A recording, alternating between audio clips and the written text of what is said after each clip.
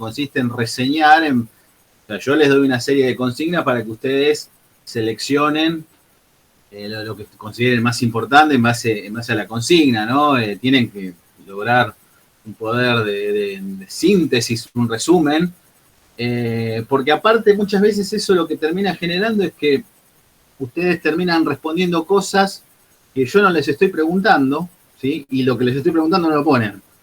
Y después, bueno, la respuesta es incorrecta o incompleta, ¿no? Así que fíjense bien eso. A ver, yo ya les había dicho, digamos, yo respeté las 6 carillas que yo les había pedido. Lo que estuvo de más, yo no lo corregí. O sea, eso ténganlo en cuenta para la próxima reseña también. Y después tengan en cuenta también la cuestión esta de, de analizar, mejor dicho, ustedes piensen lo siguiente, estos son reseñas que es un control de lectura, ¿no? Pero analizar, fijarse bien, ¿sí? Qué cosas van y qué cosas no van, ¿sí? Hubo varias personas que no, por ejemplo, no nombraron siquiera la importancia de la industria textil, ¿sí? En el desarrollo de la revolución industrial, que para Hobsbawm es importante, ¿no? Hubo gente otros casos que no me explicaron lo que era la interacción estructural, ¿sí? Gente que se olvidó roles y estatus, que yo lo pregunto en la consigna, o sea, que no definen lo que es un conjunto de roles y estatus, o sea, no está el concepto, ¿sí? Además piensen ya para el parcial, ¿sí? Y también piensen, bueno, para el final, ¿no? Hay conceptos que ustedes tienen que saber, ¿sí? Y lo tienen que saber según el autor, ¿sí? No, digamos, eso es como en todos lados, ¿no? Por eso, a ver, a la mayoría le fue bien, a la gente que no le fue bien, no se preocupen, hay una segunda reseña. Yo igualmente voy a ver, los que no le entregaron, bueno, saben que tienen uno, ¿sí? Es como si le hubiesen entregado en blanco. Pero tengan en cuenta estas cosas, ¿no? Para la segunda reseña. Y aparte también, a ver, lo hacen de a dos, ¿sí? Lo están haciendo de a dos. ¿Sí? A ver, pónganse de acuerdo ustedes. Porque evidentemente o se acortan y pegan, ¿sí? Y después, bueno, a veces sale bien, a veces sale un collage. A ver, mínimamente comuníquense. O sea, háganse un llamadito, mándense un audio, ¿sí? Porque, a ver, eso también nosotros nos damos cuenta de esas cosas. O sea, como que cortan y pegan a último momento, ¿sí? Yo te mando esto, yo te mando el otro. A ver, digamos, pueden hacerlo así, o sea, se dividen las tareas, pero tienen que tener en cuenta lo que leen. O sea, porque después se perjudican los dos, ¿sí? Porque si no, de última, si es para problemas, se las hago hacer solos la segunda reseña, la tercera sería la segunda del cuatrimestre, el segundo cuatrimestre. Les hago hacer la reseña solos y listo. Porque, a ver, evidentemente no se ponen de acuerdo, ¿sí? O lo hacen a las apuradas, ¿sí? Entre gallos y medianoches, y después, bueno, quedan cosas incompletas, ¿sí? A ver, lo que evidentemente es que uno lee una cosa, el otro lee otra cosa, ¿sí? Después juntan, ¿sí? Y bueno, digamos, y así no les va a ir bien el parcial, ¿eh? A ver, se está considerando que el parcial tiene que ser sincrónico, ¿sí? A ver, lo más probable es que lo van a tener que hacer en el momento. Nos vamos a conectar. No está definido, pero lo más probable es eso, nos están pidiendo eso. Así que bueno. ¿Qué sería, profe? Va a ser individual, ¿no? ¿Sería un examen escrito en el mismo momento? O sea, ¿por a ver, yo lo que les voy a pedir, bueno, si se confirma esto, no sé, dicen que hay dos opciones, que lo hagan manuscrito. A ver, el manuscrito, sinceramente, va a ser medio complicado porque yo lo tengo que leer, ¿no? O sea, yo lo más probable que voy a hacer es que me lo hagan. Yo lo voy a, si es así, ¿sí?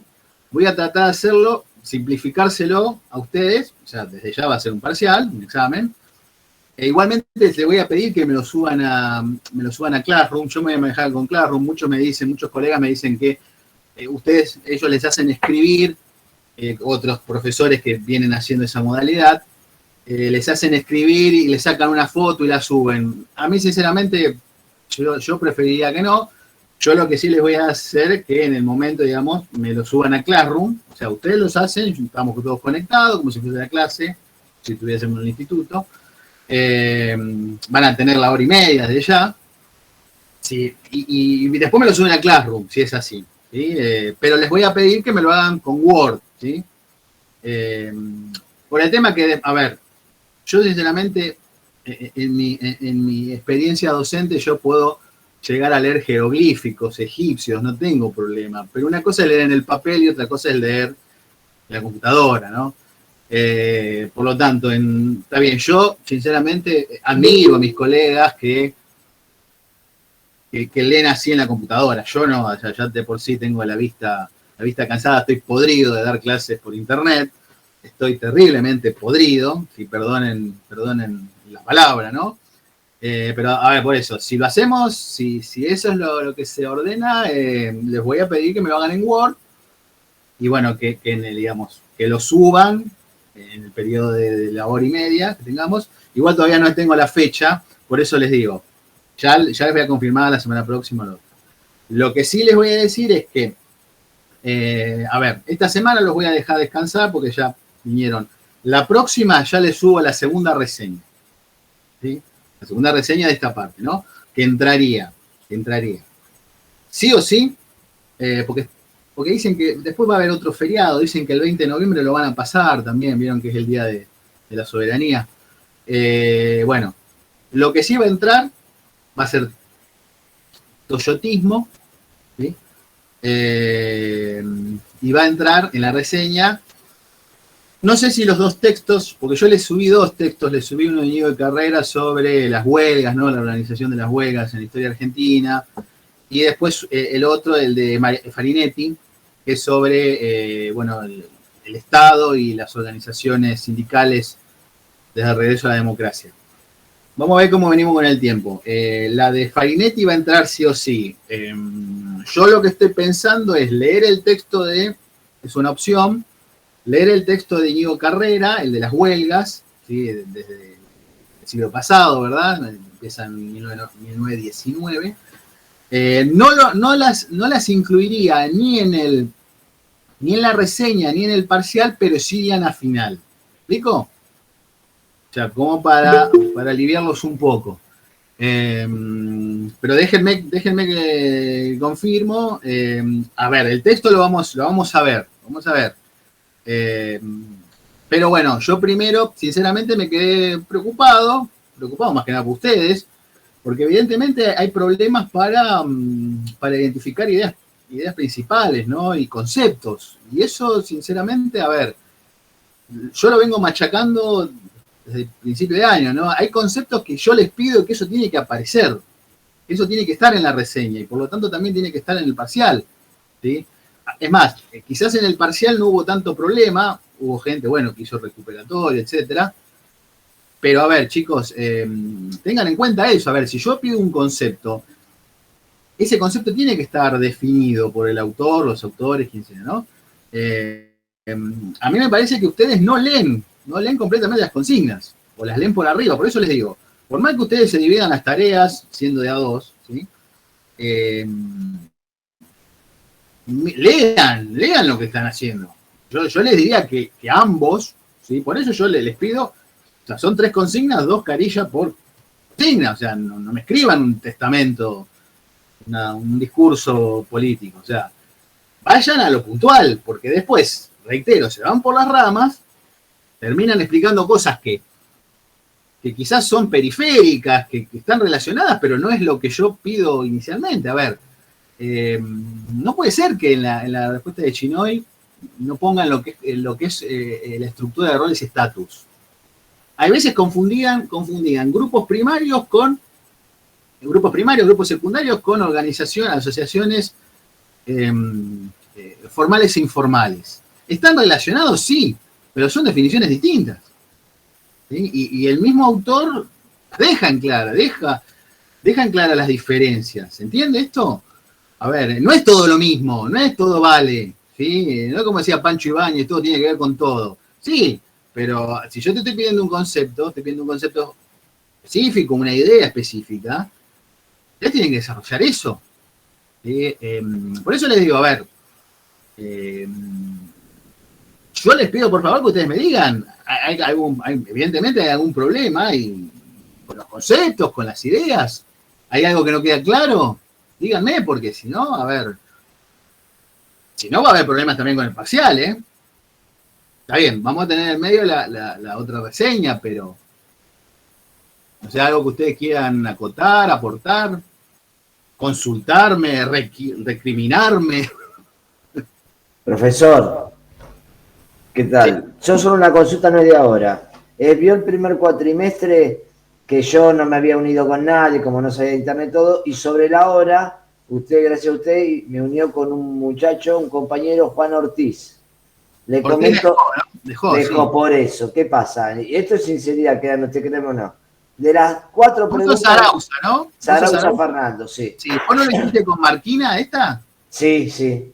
Sí. Y bueno, a ver, si tu compañera quiere seguirla, se con ella. No, ¿sabe por qué le digo? Al kit de la cuestión es que en ese parcial del primer cuatrimestre, de las 2 que me correspondía a mí, la verdad no es que agarré las más difíciles de las preguntas, tuvo calificado por usted una regular y una aceptable, bien. Y bueno, y después del otro lado se restó más. ¿Y qué pasa? Tuvimos que ir al recuperatorio y cuando usted dijo que los que dieron recuperatorio en el primer cuatrimestre no tenemos chance en el segundo cuatrimestre. Bueno, a ver. Eso es personal, disculpe que le diga, pero bueno, a ver, bueno, eso sí, digamos, traten de llegar al 4. Yo sé que, bueno, que es difícil, que es complejo, pero bueno, lo más probable es que yo, digamos, el segundo parcial lo voy a hacer así individual, ¿no? Porque evidentemente, anteriormente no había tenido problemas, pero bueno, hubo varios casos que me dijeron, ¿no? Que uno trabajó, que el otro... A ver, yo evalúo el grupo. Después esas cosas las tienen que solucionar entre ustedes, chicos. Yo, digamos, a ver, no estamos en la primaria, ¿entienden? Trabajen, sí, compartan, sean buenos. Disculpen, ¿no? Pero ya me parece que eso, digamos, a mí me escapa. Somos gente grande, tenemos responsabilidades. No es que, digamos, eso manéjenlo ustedes, ¿sí? Ya sé. Profe. Yo, digamos, puedo llegar a ver, yo puedo llegar a tener consideración porque estamos terminando esto de la pandemia, qué sé yo. Pero, digamos, hay cosas que mínimamente tienen que completar en un parcial, ¿sí? Para llegar a 4, aunque sea. Sí. Profesor. Sí. Disculpe, buenas tardes. Buenas tardes. A mí me pasó que, bueno, que a mí me llegó el mail que decía que la fecha de entrega, y bueno, entregué, y después resulta ser que era el otro día la entrega. Y no, a ver, yo siempre pongo una fecha tope. Si ustedes la quieren entregar antes, pueden hacerlo, pero fíjense. Miren, tuve problemas con el tema, no sé qué pasa ahora con el Moodle, que no pude... Figura como que el único archivo que entregaron todos es de Duarte y Castruzzi, que ahora me dicen que dejó. Bueno, no los pude corregir, ¿sí? Ahora yo hablé con colegas ahí en el instituto. Pero a ver, ¿vos qué te referís? La fecha límite la pongo yo para que, bueno, esa fecha, listo, la entregan como último día, pero la pueden entregar antes. No, pero yo tenía entendido que esa fecha que entregué yo era el último día. Y mi compañera tenía entendido que era el otro día. Entonces, yo entregué en fecha. A ver, chicos, yo las fechas de entrega las dejo clarito en las plataformas. Lean bien. A ver.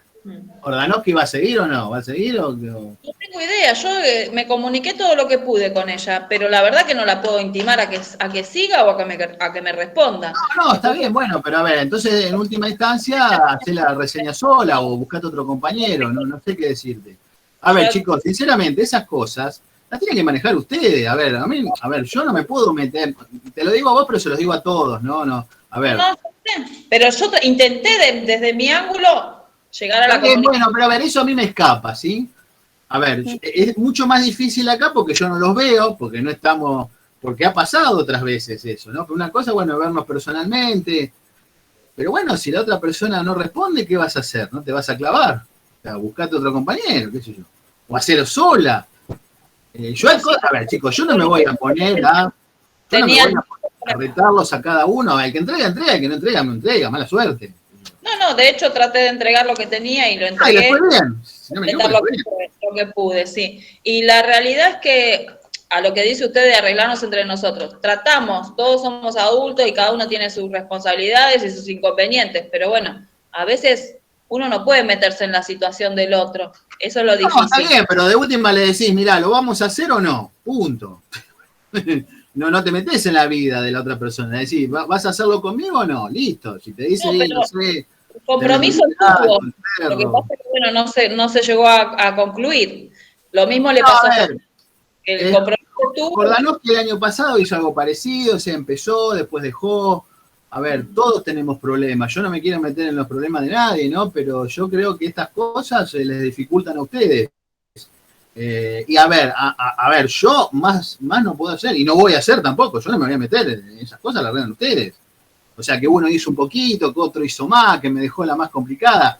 No estábamos en primaria, a ver, eso manéjense ustedes.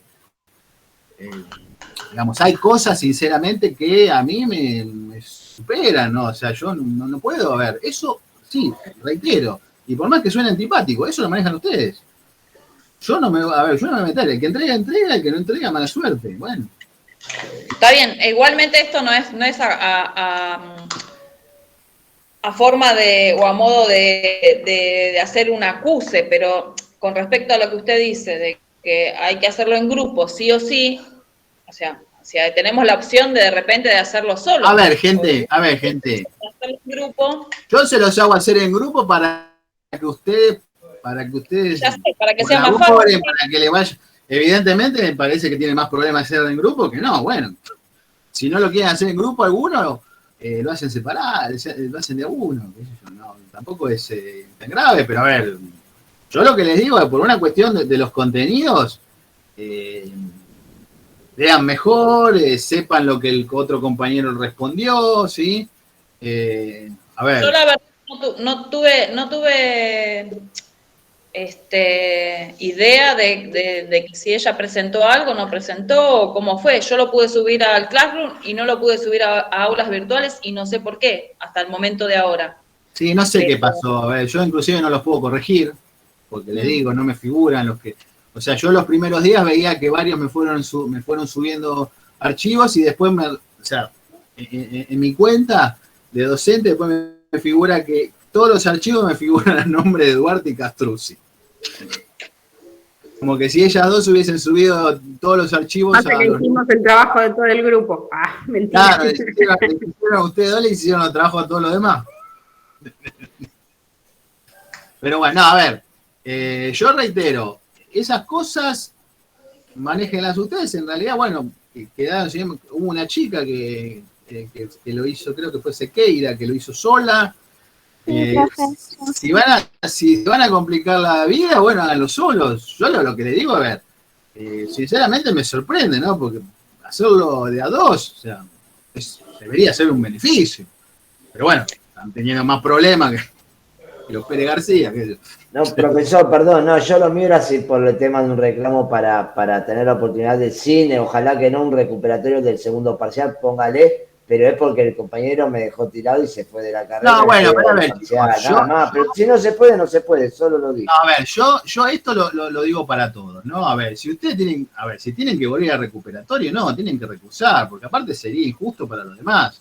A ver, yo reitero, suena antipático, lo que sea, pero, digamos, ustedes tuvieron un parcial asincrónico, ¿sí? En diferido, tuvieron 5 días, 6 días, no me acuerdo cuánto fue que dije. A ver, no es que se los tomé también sincrónico en el momento. A ver, tuvieron una ventaja, o sea, no, digamos, no, tampoco, a ver, o sea, no se piensen que es todo, a ver, todo fácil, todo simple. No es todo lo mismo, a ver. Ahora se va a complicar un poco más porque lo más probable es que vamos a hacerlo así sincrónico, en directo.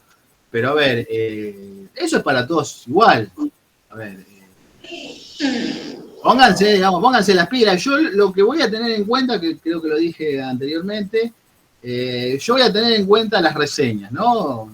Las dos reseñas. Por eso le digo, si a las dos reseñas les fue bien, o tienen más de 7, bueno, van a tener una pequeña ayuda en el parcial, bueno. A quienes les fue mal en la reseña, que son pocos, ¿sí? Bueno, no pongan bandera blanca, ¿no? Porque ya va a haber una segunda, ¿sí? A ver, bueno, ya la nota de la primera reseña la tienen, pero bueno, vamos a ver cómo hacemos para el parcial, ¿sí? Profesor, ¿le hago una consulta? Dale, sí. ¿Hay algún trabajo que haya estado totalmente bien? Porque es evidente que nosotras no entendemos a lo mejor la consigna o no entendemos bien qué es lo que usted pretende que pongamos, porque en mi caso particular, nosotras nos juntamos con Nadia, ya es la segunda vez que nos juntamos para hacer el trabajo, no es que lo hacemos una parte una y otra parte otra, sino que nos hemos juntado acá para hacerlo. Me figura blanco. Ravisioni, porque de figura el de mi hijo, soy Ravisioni. A ver, Alemandi y Ravisioni. Pero no le fue mal a ustedes, ¿cuántos años? No fue mal, pero bueno, si bien no nos fue mal, hay cosas que sí nos faltaron o que estaban incompletas. Bueno, pero la verdad es que después vamos a tener que estudiar, entonces yo quiero tenerlo completo como para después poder estudiar de algo y sacaron un 6. Que no me vaya mal también en el parcial. Tampoco, a ver, un 6 se sacaron. Sí, no me quejo de la nota, pero quiero sí tener todos los conceptos claros. Bueno, pero a ver, ustedes cuando es así me tienen que preguntar cosas puntuales. Yo sinceramente ahora no me acuerdo exactamente lo que falta. Yo lo digo en general, ¿no? A ver, un 6 no es tan terrible. Aparte es una reseña. No me quejo, no me parece mal, pero sí quiero tener todos los conceptos. Él lo hizo perfecto. Hubo un par de 9, un par de 8. Pero a ver, pueden faltar algunas cosas, o ustedes han puesto una cosa. A ver, yo le pregunto esto por una cuestión de que si hay alguno que tenga 9 como para pedírselo y para comparar a ver qué es lo que nos faltó, para completarlo, como quien dice, ¿no? Para después poder estudiar. Hay grupos que sacaron 9 y 8, ¿no? Ninguno hasta ahora no sacó 10, pero bueno, tampoco. A ver, chicos, tampoco lo pongan como una competencia, ¿no? O sea, el tema es como vos decís. Pero no es por competencia, profesor, es para poder tenerlo. Por eso, déjame terminar. Yo lo que digo es, no es el tema que sacó 9, 8, el tema es que ustedes entiendan los conceptos, entiendan lo que les estoy preguntando y lo desarrollen, ¿sí? Claro. Es eso, digamos. Sí, hay gente que sacó 9, ahora me viene a la mente Mauro, ¿no? Que estaba por ahí, no sé si se fue. Hubo gente que sacó. Pero el tema, Marquina también.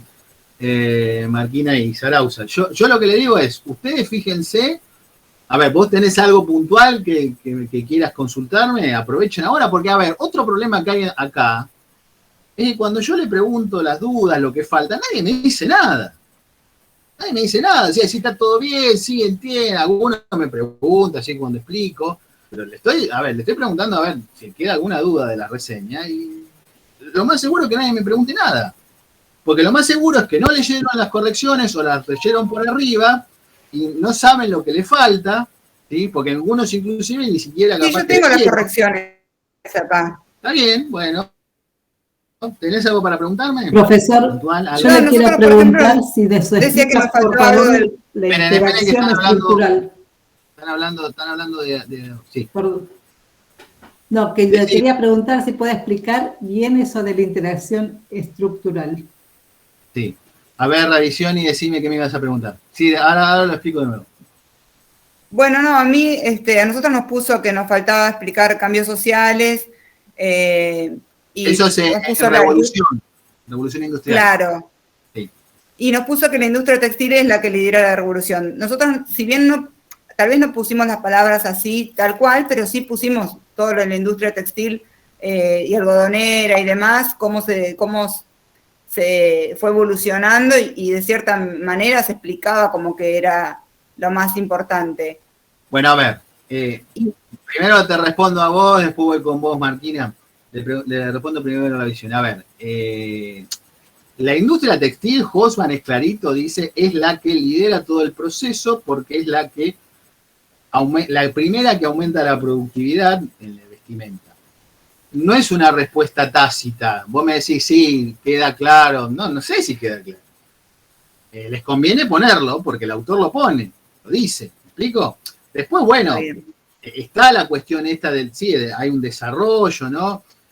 A ver, el tema inclusive de la industria textil, bueno, que Inglaterra lo realiza gracias al algodón norteamericano, principalmente, o la seda hindú de la India, bueno, esas cosas, ¿por qué son importantes? Porque son mercados que Inglaterra, como potencia industrial e imperial, controla, ¿sí? En la India, bueno, es su colonia, ¿no?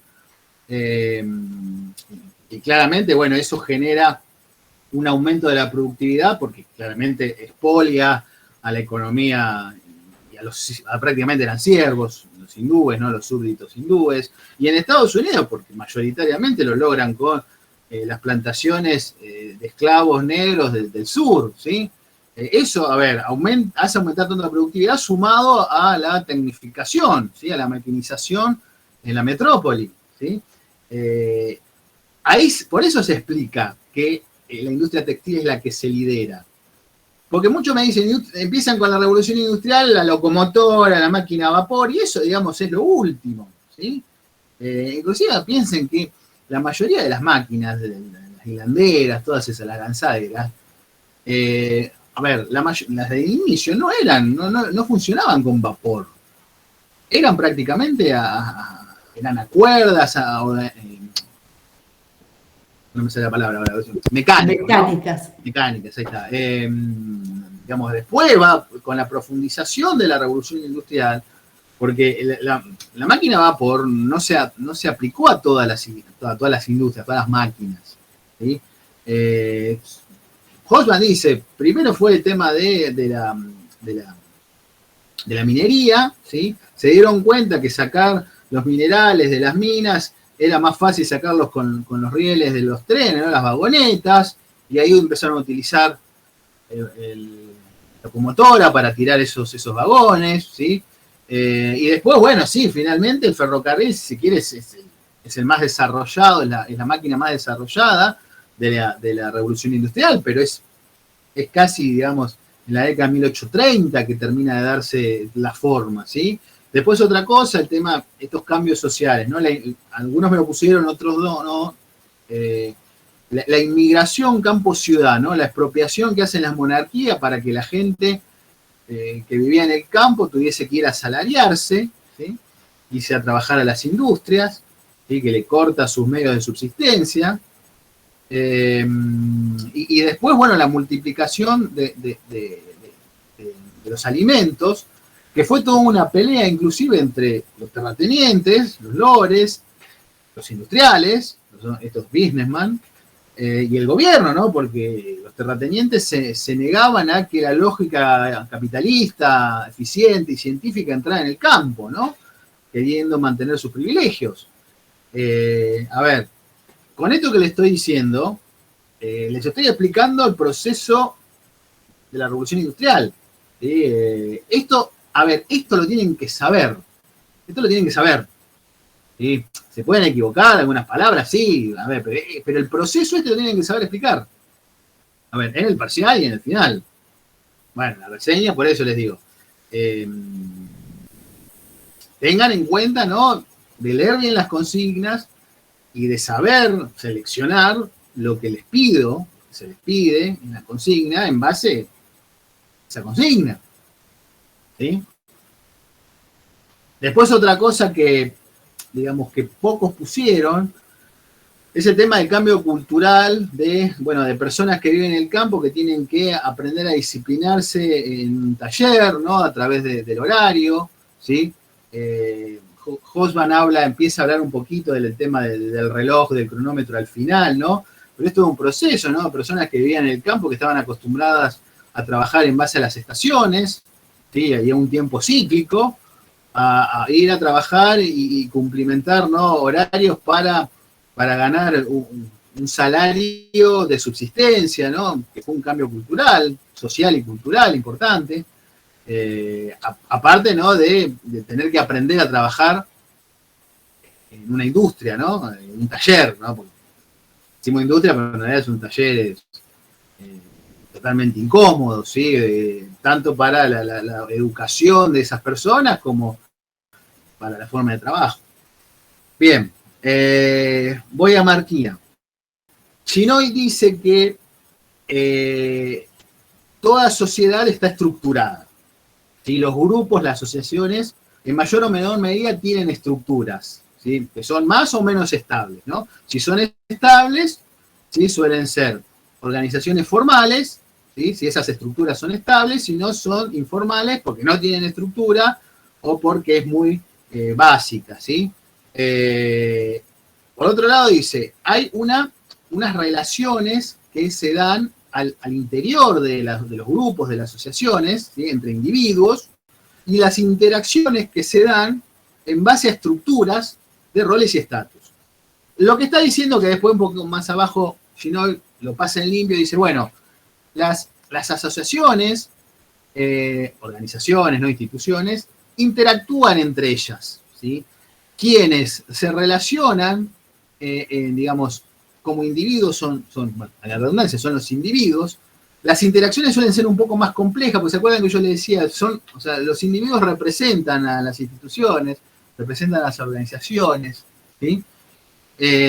Ahora, esas interacciones se dan principalmente en la sociedad, ¿sí?, en la sociedad, no tanto en la comunidad, ¿sí?, porque la comunidad está basada en organizaciones primarias, grupos primarios, informales, ¿sí? Y las asociaciones y las instituciones forman parte de la sociedad moderna, que mayoritariamente están estructuradas con roles y estatus, ¿sí? A ver, una estructura social está definida por eso, porque tiene una estabilidad, ¿sí?, y aparte esta estructura está caracterizada por tener roles y estatus, ¿sí? Gracias. Bien. Bien. ¿Alguna otra consulta? Sí, yo, buenas tardes, profesor. A nosotras nos corrigió que dijo que no explica función del cronómetro ni el capataz como disciplina científica. Quería ver que lo pueda explicar de nuevo porque no nos quedó claro. Claro, vean. Los dos elementos, a ver, principalmente el cronómetro, que es revolucionario porque lo que hace es disciplinar el trabajo, ¿sí?, obrero, científicamente, porque Taylor dice que es una organización científica del trabajo, que calcula los movimientos, los tiempos muertos, los tiempos necesarios, a través de este aparato, ¿sí? Es una forma de disciplinar, ¿sí?, disciplinar para que el trabajador no se mueva, que esté pendiente de su tarea, a cumplir, etcétera, etcétera. Y después está la figura del capataz, que mayoritariamente, a ver, bueno, ustedes me dicen que yo se lo puse que estaba incompleto. A ver, el capataz es una figura que lo que busca es, siendo de la clase obrera, ¿sí?, conociendo, busca un control, ¿sí?, a favor de la empresa, ¿sí? Y eso es otra forma de disciplinar, ¿no? Porque, a ver, hasta ese momento no había jefes. A ver, el trabajo en la transición del feudalismo, del mercantilismo, a ver, los artesanos, el maestro artesano, no era un jefe, era un maestro. ¿Sí? No es lo mismo, ¿me explico? No es lo mismo un maestro que un jefe. Está bien, el maestro te puede dar órdenes, lo que sea, pero no es un jefe, ¿se entiende la diferencia?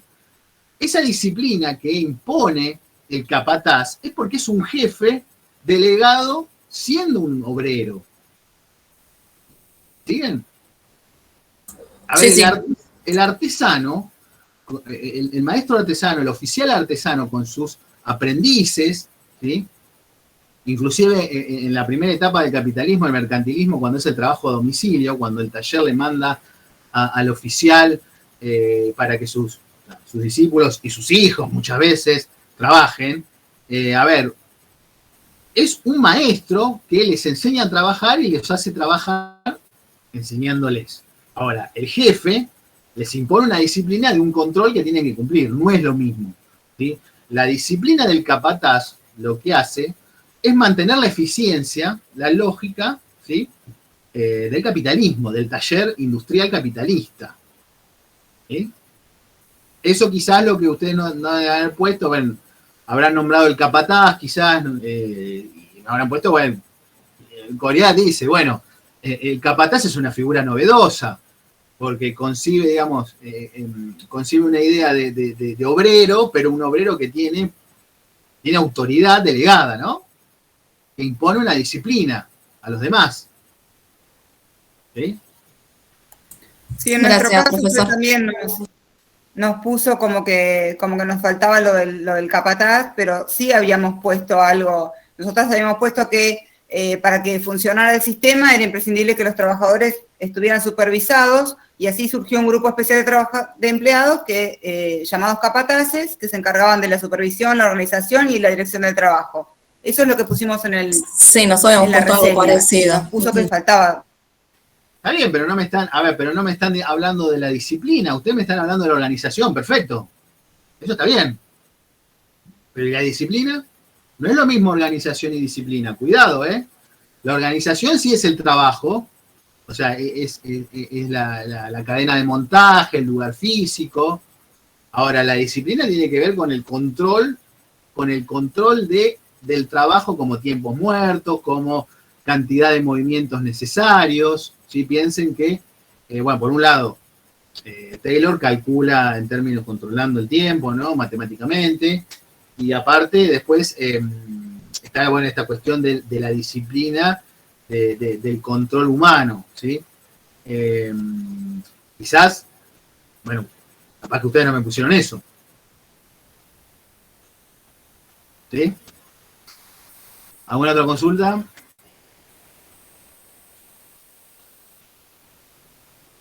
¿Nadie? Bueno. Vamos a ver. Vamos a ir. Perdón, no me quedó claro qué era lo de la disciplina científica. Con respecto al cronómetro, con respecto al capataz, ambos. Claro, porque nos falta explicar capataz y la disciplina científica. La disciplina científica no entendí que... A ver, Taylor dice que el sistema que él implementa es la organización científica del trabajo, ¿sí? A ver, la disciplina tiene que ver con obligar a los trabajadores a cumplir los tiempos mínimos necesarios, ¿sí? En la zona de producción, ¿sí? Y que el capataz, bueno, eso se hace mediante el cronómetro, ¿no? Y el capataz lo que termina haciendo es que controle cada uno de los trabajadores si están cumpliendo, si están haciendo su trabajo en base a esta organización científica del trabajo.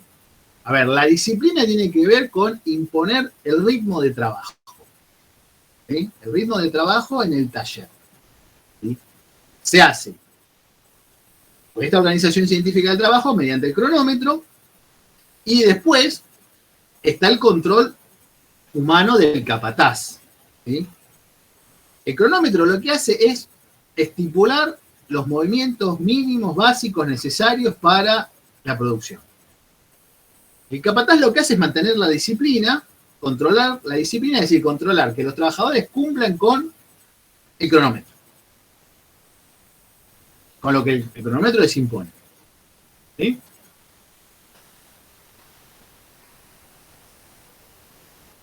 ¿Se entendió mejor?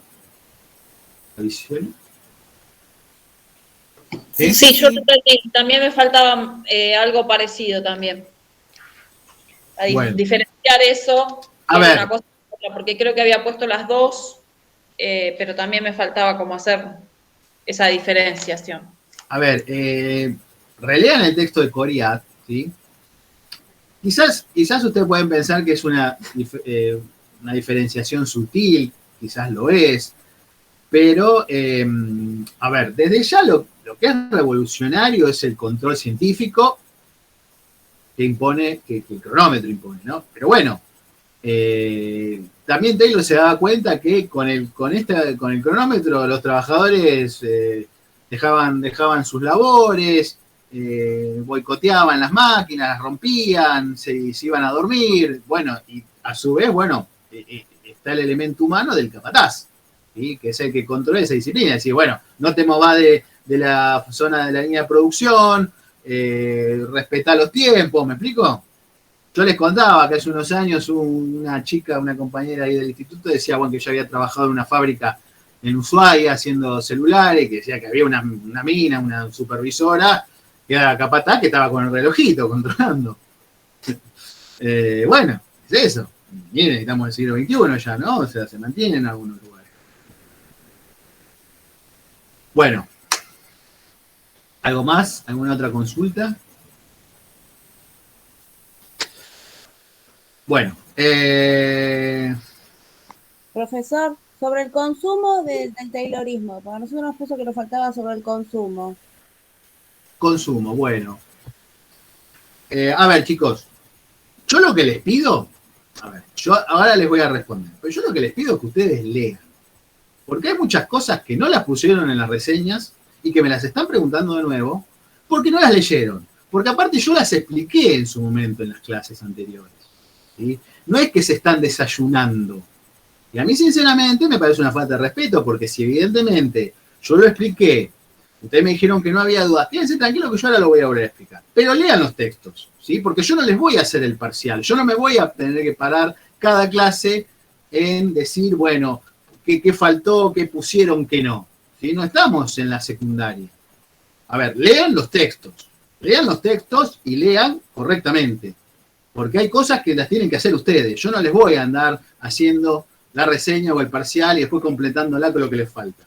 Ustedes tienen que leer y fijarse, después releer el texto y fijarse, ¿sí? Lo que faltó. Lo que el consumo del Fordismo dice es que, por un lado, es una industria compleja, ¿sí? Que necesita una clase obrera, unos obreros que tengan cierta formación, ¿sí? Que ganen bien porque están en una industria de punta en el momento, ¿no? Construyendo automóviles, que le permita, ¿sí? El consumo mínimo, o sea, de las mercancías, de los productos que la empresa fabrica, en este caso el automóvil. Aparte, Ford teje una alianza con las autoridades con el gobierno norteamericano, ¿no? Bueno, de construir barrios, de la obra pública norteamericana, ¿no? Sobre todo después también con la crisis del 29, ¿sí? Que lo que permite es que los trabajadores tengan un salario alto, porque Ford, acuérdense que aumenta, otra de los principios es aumentar el doble para que los trabajadores de Ford ganen bien y puedan consumir no solamente lo necesario para la reproducción de la vida, sino las mercancías.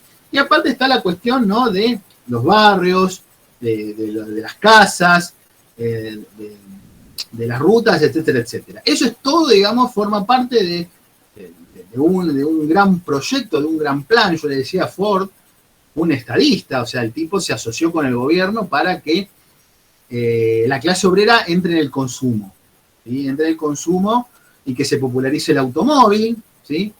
Que deje de ser un bien suntuoso para que pase a formar parte de todos los habitantes norteamericanos, ¿sí? Eso tiene que ver con el consumo del Fordismo dentro de su producción. ¿Sí? Bien. Bueno, hoy vamos a arrancar. Yo les decía, les subí primero el texto de Diego Carrera, ¿no? La estrategia de la clase obrera, enero de 1936, ¿sí? Este es lo que les voy a decir, lo voy a explicar, ¿sí? Lo vamos a ver, no lo voy a tomar en la reseña, lo más probable, mejor dicho, en la reseña no se los voy a pedir, después veo si lo incluyo o no en el parcial, lo más probable es que no, pero sí o sí va a estar en el final, ¿sí? A ver, lo que esta investigación plantea es, bueno, la clase obrera argentina como organizaciones, ¿no? O sea, como sindicatos, y también como una de sus herramientas más importantes históricamente, aún a pesar de los cambios que hubo, ya vamos a ver lo que pasó a fines de los 90, ¿no? Y que llega hasta el día de hoy, que tenía la organización sindical, inclusive las organizaciones empresarias, consideraban que los trabajadores protestaban, resistían, ¿sí? A través de la huelga, ¿no? De la huelga general, la huelga como una acción social organizada, ¿sí? Los sindicatos en Argentina, a fines del siglo XIX, principios del siglo XX, estaban muy influidos. Claramente las organizaciones eran anarquistas, socialistas, en menor medida comunistas. Los sindicatos y las centrales obreras, que habían 3 o 4, mayoritariamente tenían alguna de estas inclinaciones, ¿sí? A ver, dentro de esta lógica está la cuestión de saber ciertas inclinaciones políticas y ciertos, como dice el texto, ciertas estrategias que la clase obrera, los trabajadores, iban a ir construyendo como mecanismo tanto de organización, pero también de acción directa, ¿sí? Por eso sería, a ver, otra de las cosas, los piquetes, ¿no? Los piquetes no nacieron en los 90, ¿no? Los piquetes fueron históricamente una forma de lucha, ¿no? De acción directa de la clase obrera, eran otro tipo de piquetes, ¿no? Se cortaban generalmente las calles aledañas de la fábrica para que no fueran a trabajar, si había una huelga general, para que no fueran los rompehuelgas, etcétera, etcétera. Ahora, la estrategia tuvo cambios, ¿sí? Políticos como sociales, ¿no? El texto de Íñigo Carrera, que es del año 2000, dice, bueno, hubo dos grandes huelgas que estuvieron representadas en los dos casos por los partidos políticos mayoritarios, ¿sí? El radical, el socialista, el demócrata progresista, bueno, los anarquistas no tenían partido y los comunistas estaban prohibidos. Tanto en 1919,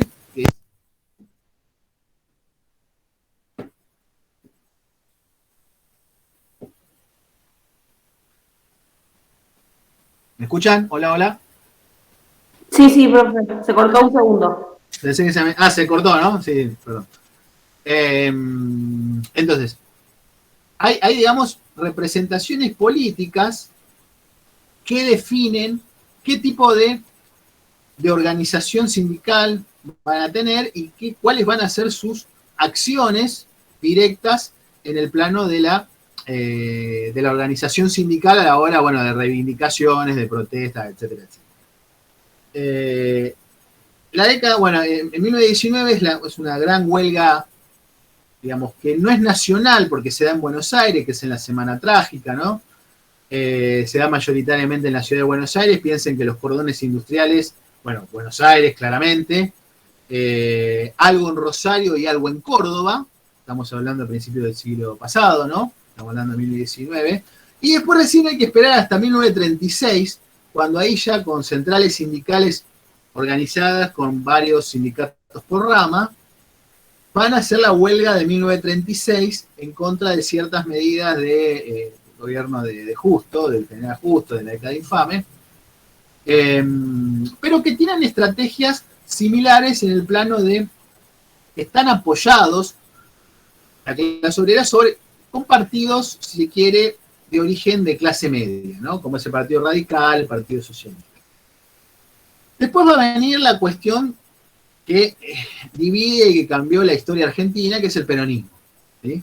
Perdón, profesor, lo interrumpo un segundo. Entonces, la estrategia sería que están asociados a asociaciones políticas, perdón la redundancia. A ver, una de las formas es esa, ¿sí? Una de las formas es la asociación o la reivindicación de organizaciones políticas. Es una. Ahora voy a las demás, ¿no? Desde ya la otra es la huelga. Cuidado, la huelga es una forma de las estrategias también, ¿no? Mayoritariamente, la clase obrera argentina, sobre todo a fines del siglo XIX, principios del siglo XX, se caracterizó por de realizar muchas huelgas, ¿no? Hasta el día de hoy la clase obrera argentina y los sindicatos tienen esa aura, esa fama de ser combativos, ¿no? O sea, ha pasado un siglo, y por eso les digo, ahora, el tema es que en mitad de los 40 surge el peronismo, ¿no? Que va a trastocar y va a cambiar bastante tanto la organización, las organizaciones sindicales, los sindicatos, y también la estrategia, ¿sí? Porque una de las cosas que siempre se ha dicho es que previo al peronismo, los partidos de izquierda tenían cierta representación, ¿sí?, en el Congreso, pero que tenían poca conexión con los sindicatos, ¿no? A ver, podemos recordar a Juan B. Justo, a Alfredo Palacio, como los más importantes, pero eran tipos, digamos, que venían de una clase media. A ver, Juan B. Justo, bueno, hay que reivindicar que el tipo trabajaba, ¿no? Iba a las fábricas, no cobraba, curaba a los trabajadores, digamos, había hecho mutuales. Alfredo Palacio era más su nombre de escritorio, pero eran los más representativos. Presentaron un montón de proyectos de leyes laborales, ¿no? Lo único que se logró aprobar fue en 1905 el descanso dominical, ¿sí? Después, mayoritariamente, los partidos de izquierda en el Congreso, en esa época, no lograban que los conservadores le aprobaran las leyes, ¿no? Bueno, hubo una serie de marchas y de conflictos, sobre todo de reivindicaciones con mayor dureza por parte de la clase obrera argentina, y sobre todo con la cuestión de la Segunda Guerra Mundial, la representación de los partidos de izquierda reivindicándose como democráticos a favor, ¿no?, de las potencias aliadas, y el régimen conservador, que tenía un sector liberal y tenía un sector pro-nazi, ¿sí? Y luego va a surgir el peronismo, ¿no? Que, bueno, claramente el peronismo, por lo que sabemos, quedó emparentado con el nazismo, ¿no? Después se verá la interpretación que no viene al caso en este texto. Sí, lo que sí tiene que ver con este texto es que la clase obrera mayoritariamente cambió la estrategia pasándose casi en bloque, ¿sí?, de una alianza política, dice Íñigo Carrera, de izquierda internacionalista, ¿sí?, históricamente representada por el socialismo, el anarquismo y en menor medida el comunismo, y se pasa en bloque al peronismo, ¿sí? Y eso generó durante muchos años, en muchos científicos sociales, un problema que costó explicarlo, ¿no? ¿Por qué pasó eso? ¿Sí? ¿Por qué los sindicatos, mayoritariamente con una cultura y una trayectoria, una historia de izquierda, ¿sí?, que reivindicaban, a ver, la clase obrera se quiere internacional, ¿sí?, con criterios marxistas inclusive, se pasó casi en bloque completamente al peronismo, ¿sí? Íñigo Carrera lo que dice es, bueno, evidentemente eso formó parte de la estrategia de la clase obrera, por esto que yo le decía anteriormente. A ver, los partidos de izquierda lograron aprobar muy pocas leyes laborales, ¿sí? Vieron que se dice, bueno, Perón agarró las leyes de Alfredo Palacio, de Juan B. Justo, que sí, es cierto. Pero a ver, en la década infame no se las aprobaban.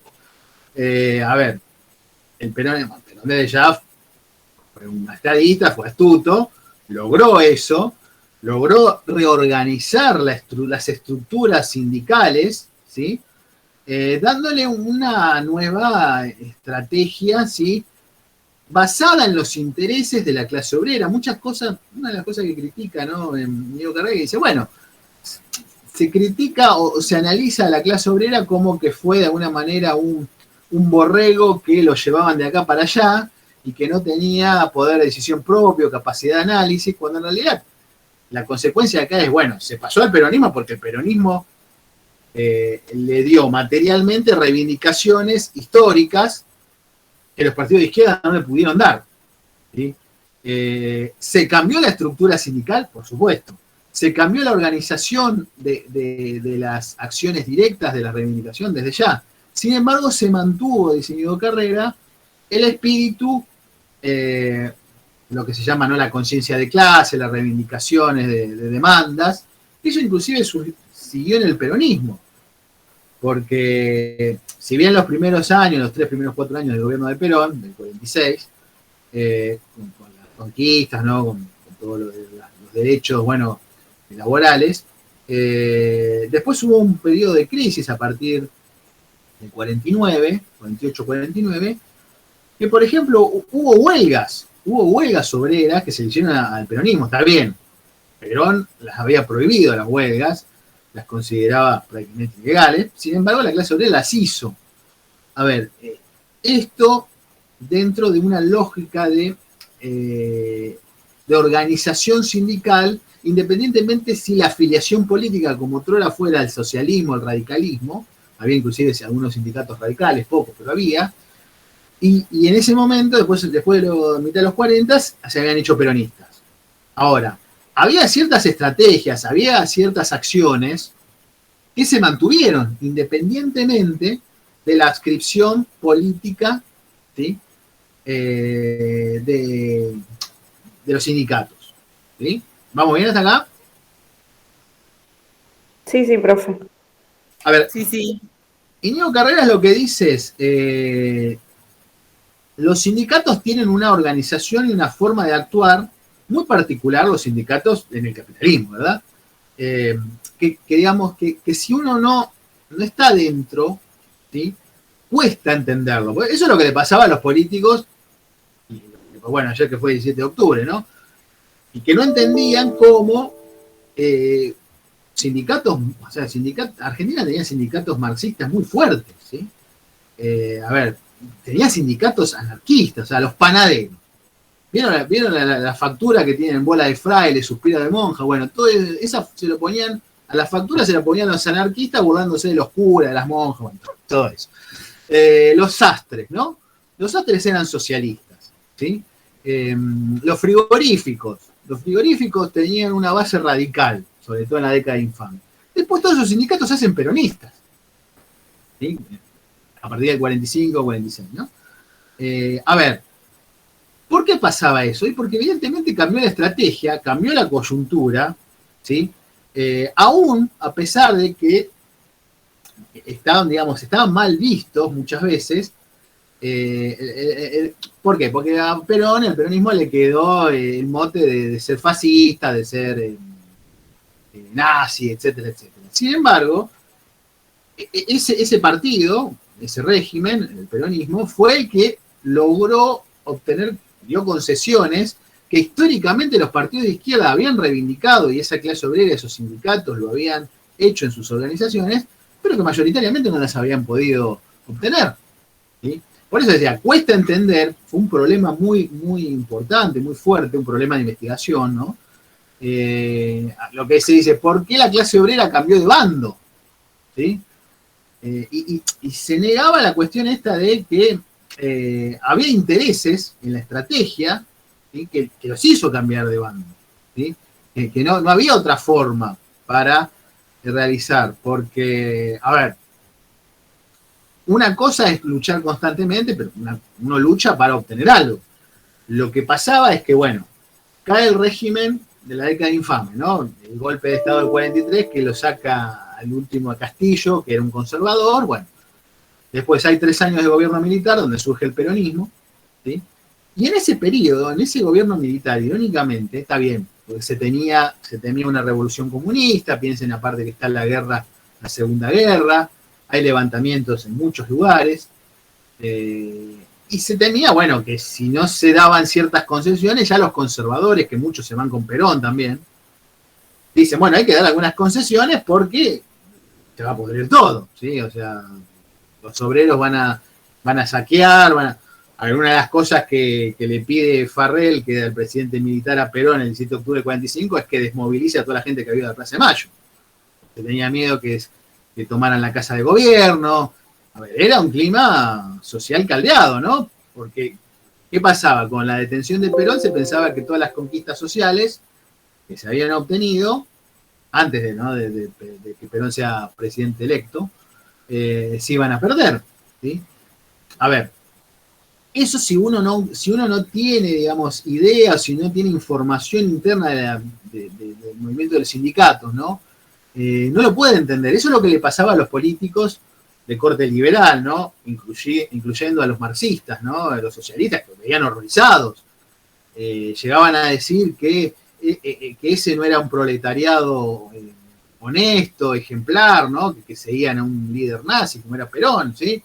Bueno, según la visión de esa época, ¿no? No lo estoy diciendo yo personalmente, pero dentro de esa lógica cambió la estructura, porque otra cosa de las que pasó también, que no se suele tener en cuenta, pero que es importante, es que mayoritariamente los obreros que escribían a los partidos de izquierda y al radicalismo eran obreros porteños, eran obreros con cierto grado de instrucción, ¿sí? No solamente con la primaria, y después vino todo el proletariado que pocos se dieron cuenta que había venido desde la década del 30 a Buenos Aires, que venía de provincias, que venían con estas costumbres rurales, igual a lo que pasaba también, vieron que veíamos la inmigración que hay, que se asentaban en los cordones industriales, mayoritariamente alrededor de Buenos Aires, ¿no? Avellaneda, Ciudadela, Caseros, todos los lugares alrededor, que era el cordón industrial. Y que se había cambiado, o sea, esas personas no se identificaban porque no conocían las ideas marxistas de los sindicatos de izquierda. A ver, porque mayoritariamente la gente habían sido peones, habían sido en el campo, había sido gente que tenía o no tenía nivel de instrucción, o no tenían la primaria, o tenían tercer grado, ¿sí? Que tenían otras ideas y tenían otra forma de ver el trabajo y los sindicatos. Y eso claramente el peronismo lo pudo contener, ¿sí? Siendo que los partidos de izquierda y el radicalismo también se centraban más en obreros, si se quieren, más especializados, con cierta formación, ¿sí? Que no sucedía lo mismo en organizaciones que recién estaban como ellos. Fíjense que el peronismo creó aproximadamente 50 sindicatos, ¿sí? Que no existían, pero que las funciones, que los trabajos sí existían, ¿sí? Pero que no estaban encuadrados en organizaciones sindicales. Y bueno, eso mayoritariamente esos gremios son peronistas hasta el día de hoy, ¿sí?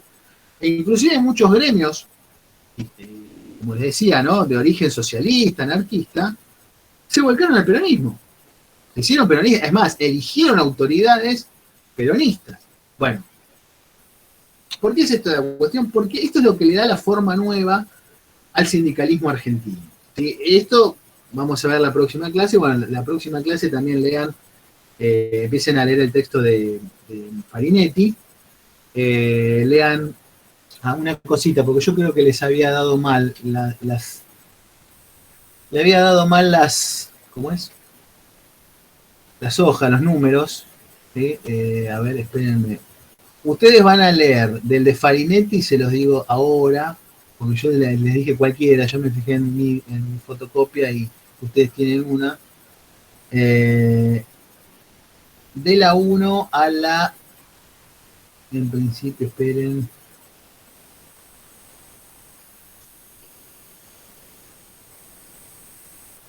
Van a leer de la 1 a la 30, ¿sí? Del de Farinetti, ¿sí? Bien, entonces les decía, esto va a reconfigurar, ¿sí? La organización, las organizaciones sindicales en la Argentina. A ver, eso no quiere decir igualmente que el peronismo haya destruido, porque no sucedió así, el clasismo, ¿sí? Es decir, la reivindicación de ciertas ideas clasistas que venían del marxismo o del conflicto social. Desde ya, bueno, el peronismo es un movimiento en un sentido conservador, ¿no? Que busca el orden primero. Sin embargo, en ciertas circunstancias, este clasismo, estas reivindicaciones históricas que vienen de la izquierda, afloran en el movimiento obrero, ¿sí? Bueno, les decía, hubo huelgas en segunda presidencia de Perón, hicieron la primera huelga general se la hacen a Isabel Perón, en el 75, ¿sí? Bueno, ya Perón muerto. Bueno, hoy no tenemos el ejemplo, ¿no? Porque la CGT claramente no sabemos qué hace la CGT hoy, no sabemos a quién apoya, a quién no, ¿no? Claramente con el nivel de inflación que hay, algún tipo de medida, algún tipo de planteo, a ver, se tiene que hacer, pero bueno, el peronismo tiene estas características, ¿no? A lo que voy. Íñigo Carrera lo que dice es la estrategia de la clase obrera cambió la organización, ¿sí? De izquierda a la peronista, ¿sí? Porque el peronismo le generó reivindicaciones que ya la izquierda no le podía dar, no le pudo dar. Sin embargo, dentro de la estrategia, las organizaciones sindicales siguen teniendo ese germen, ¿no?, entre comillas, combativo, en base a que muchas veces las huelgas surgen en gobierno. Bueno, también le hicieron varias huelgas, ahora que me acuerdo, ¿no? Podemos decir que es peronista, algunos dirán que no, pero bueno, ganó por el peronismo. Eso, ¿por qué? Porque tiene una historia de clasismo que mayoritariamente, Íñigo Carrera lo que dice es, los sindicatos capitalistas dentro del capitalismo nacieron a partir de ideas marxistas, de ideas conflictivas, de ideas anarquistas. Después pueden ser cooptados en mayor o menor medida según la estrategia que las definen los mismos trabajadores, sus organizaciones, sus dirigentes, ¿sí? Pero en base a los intereses y a los objetivos que tiene esa clase obrera. Por eso habla de estrategia, ¿no? Eso es lo que no se suele tener en cuenta, ¿sí? Bueno, la semana que viene yo hago digamos, una nueva síntesis con este texto, o sea, lean este texto en esta clave. ¿Por qué? Porque con el texto de Farinetti lo que vamos a ver es cómo fueron los cambios, ¿sí? No solo de las organizaciones sindicales, ¿sí?, sino también del Estado y de las empresas, a partir de 1983. Piensen, transcurre prácticamente todo el siglo XX, después sobre todo de la Segunda Guerra Mundial, la Guerra Fría. Bueno, el Estado como tal, se habla del Estado de bienestar, el Estado interventor, ¿sí?, y las empresas formando parte dentro del capitalismo, si quieren, de este equilibrio que había, ¿no?, para dar pleno empleo, derechos laborales, derechos sociales, etcétera, etcétera. Ahora, a partir de la crisis del petróleo de los 70, ¿sí?, y a cambio de la reconfiguración y el inicio de lo que es el neoliberalismo, bueno, el golpe en Chile en el 73 y el golpe acá en la Argentina en el 76, las dictaduras se imponen o hacen el primer experimento neoliberal, ¿sí? Bueno, nuestra dictadura ya sabemos sangrienta que fue y lo que sucedió. Finalmente, después vienen los cambios estructurales que hicieron. O sea, una de las cosas que decía Videla, y que lo decía abiertamente, era que quería terminar con los sindicatos peronistas. Macri también dijo lo mismo, ¿no? No lo quiero comparar porque, bueno, Macri fue un gobierno democrático, pero lo que se decía es que había que acabar con el populismo. Lo decía ya Videla en el 76. Se hicieron una serie de reformas muy importantes, ¿sí?,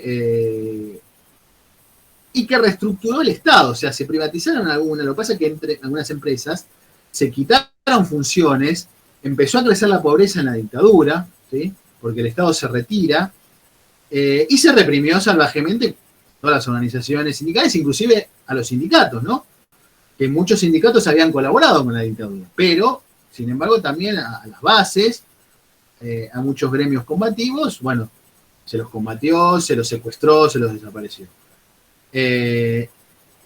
Cuando regresa la democracia en el 83, el Estado y los sindicatos han cambiado también, ¿sí?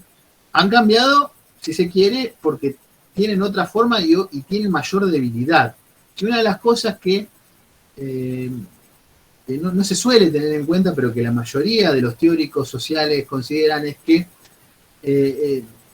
la dictadura, con el primer experimento neoliberal, de alguna manera condicionó el desarrollo posterior de la democracia, ¿sí? Si bien con la derrota en Malvinas se tuvieron que ir antes y Alfonsín lo juzgó, etcétera, etcétera, mantuvieron, digamos, muchas de las cosas que se reformaron durante la dictadura.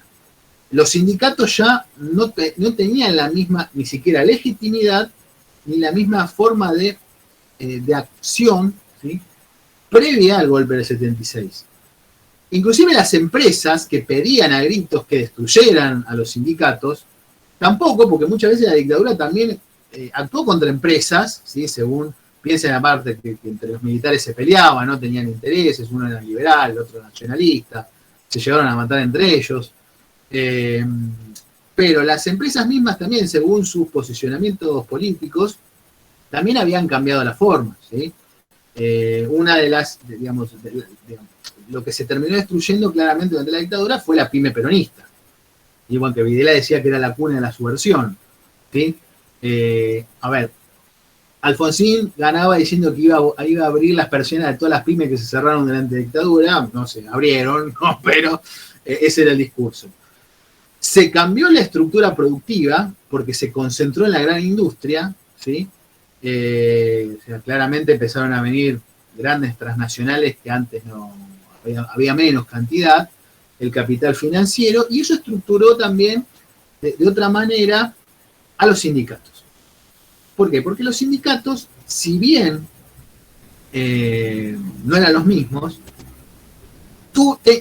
seguían manteniendo, si quiere, el espíritu o el legado peronista, ¿sí? Por más que se los intentó destruir, no sucedió. Hubo, digamos, algunos sindicatos combativos, ¿no? En el Cordobazo y demás, que claramente la mayoría de esas personas fueron desaparecidas y desarticuladas. Sin embargo, los sindicatos se mantuvieron en la Argentina con ese legado peronista, ¿sí? De hecho, una de las cosas por las que pierde el candidato peronista, que era Luder, en el 83, era porque el partido lo manejaban los sindicalistas, que eran sindicalistas impresentables, que muchos habían colaborado con los militares, y que bueno, que eso generó un repudio, inclusive de mucha gente históricamente peronista, que lo termina votando a Alfonsín. Eso sumado a que, si bien las reivindicaciones venían del lado de sindicatos peronistas, se seguía con la lógica de la huelga, ¿sí? Que hoy en día se mantiene, pero era un gobierno radical, muchos consideraban que Alfonsín iba a estar en contra de la clase obrera, del peronismo. De hecho, él lo intentó hacer, con la ley Muchi le intentó sacar poder a los sindicatos peronistas, democratizándolos, la ley no se pudo aprobar. Y a partir de ahí, el sindicalismo peronista se tiene que adaptar a un gobierno, ¿sí? Democrático, ¿sí? Que había aplastado a su candidato, pero con la única herramienta que tenía era la huelga, ¿sí? ¿Se acuerdan la famosa frase, le hicieron 13 paros a Alfonsín, ¿no? Sí, le hicieron 13 paros, le hicieron 13 huelgas. El tema es que era la única herramienta que tenían, ¿sí? Pero era una herramienta política.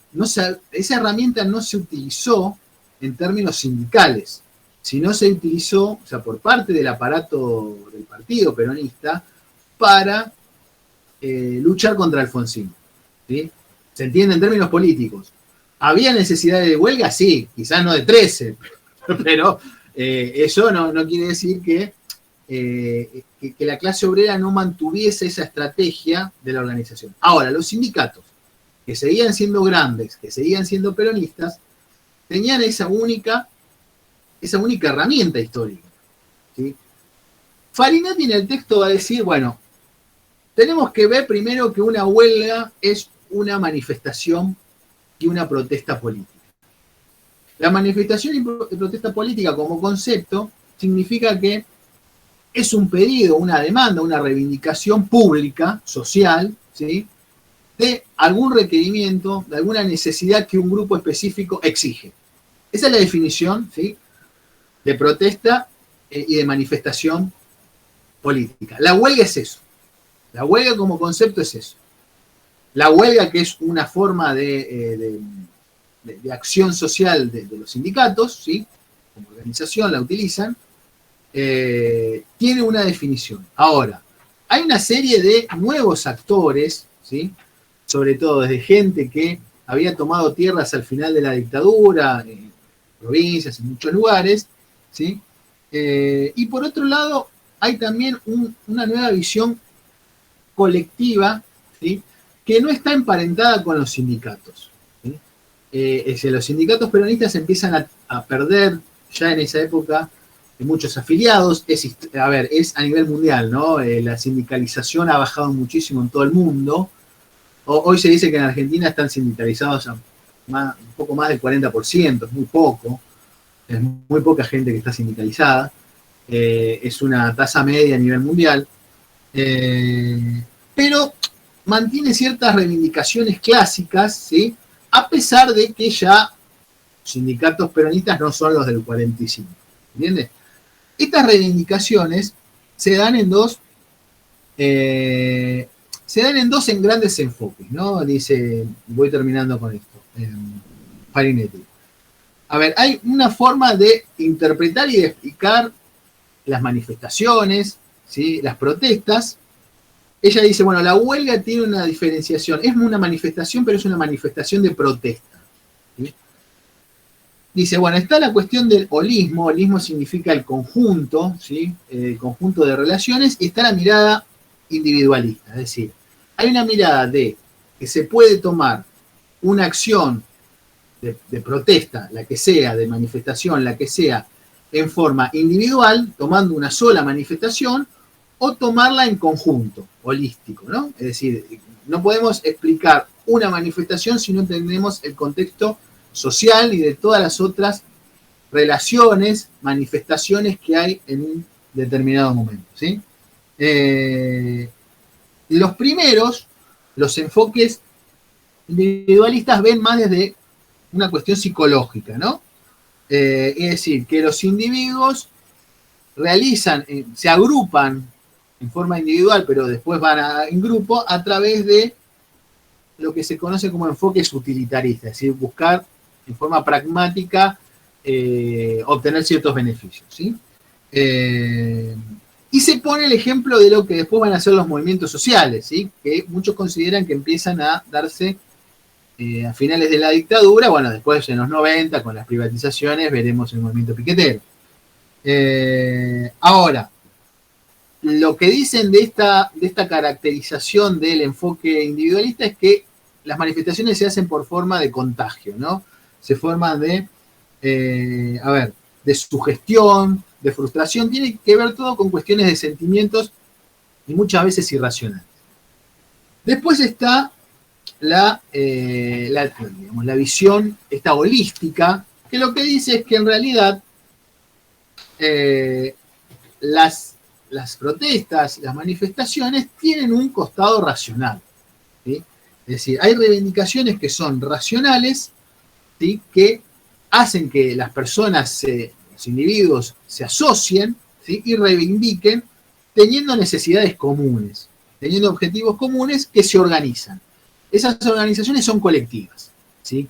Son holísticas porque son en conjunto, porque no tiene que ver solamente con cuestiones individuales de sentimiento, que ya las tenemos, porque los seres humanos también sentimos, pero también tenemos criterios, si se quieren, de reivindicación de ideas, objetivos, necesidades comunes que necesitan ser